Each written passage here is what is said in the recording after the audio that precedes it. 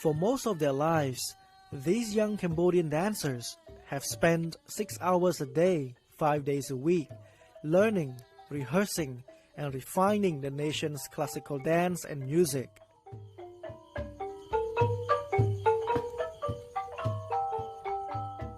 Born and trained near Cambodia's iconic 12th century temple of Angkor Wat, these sacred dancers of Angkor pray and meditate every day. The sacred dancers of Angkor are children born in the land of Angkor. They're born around the temples from poor villages and with a very humble background. So it is fitting for them to serve the spirit of the temple.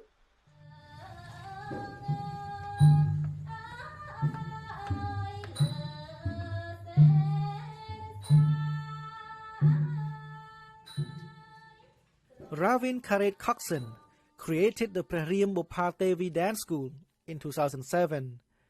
Located 2 kilometers from Bontesrai Temple, the dance school aims to revive Cambodia's cultural and spiritual legacy. Performers and musicians here embrace very strict discipline. We are the only spiritual dance troupe in Cambodia. We had offered dedication and dance rituals to the spirits and deities in 42 Cambodian ancient temples. Due to the COVID-19 pandemic, the dance troupe lost its only source of income, which came from its twice-weekly performances in Siem Reap, the city nearest the Angkor Wat Temple complex. Without the monthly receipts of $4,000, the 25 dancers and musicians may also lose their sacred identity. The sacred dancers who had since 14 years not broken the thread of the spiritual thread in praying and in meditating every day for the peace in the world, for all the children in the world, and they embrace a spirituality that if you stop and you tell them, okay, now we have to close the school, we have to close the conservatoire, and then you come back when everything is okay, they will come back as normal dancers. But the spiritual thread will be broken forever. Karet Coxon moved to Europe in 1970, 5 years before the communist Khmer regime took over Cambodia and killed some 1.7 million people in the late 1970s. Among those murdered were most of the country's artists, musicians, dancers, and educated Cambodians. The regime's savagery put Cambodia at risk of cultural extinction.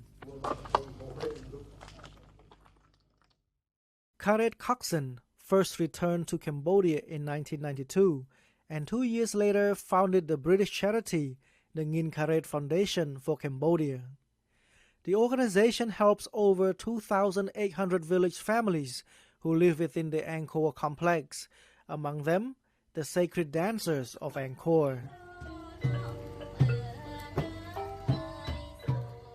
During the pandemic, she and her husband have been supporting the troupe with their own money while trying to raise funds for the dancers.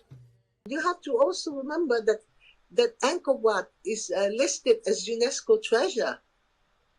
But the classical dance is also listed as UNESCO treasure. So what we're doing, we're linking the two UNESCO treasure in the heart of our cultural heritage. This is very powerful. If I could find 4,000 persons who would give $1 a month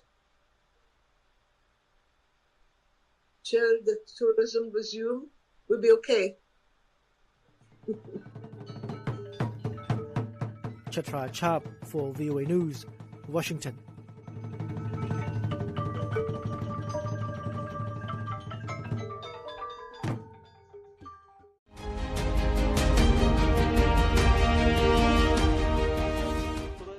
استهداف الدبابة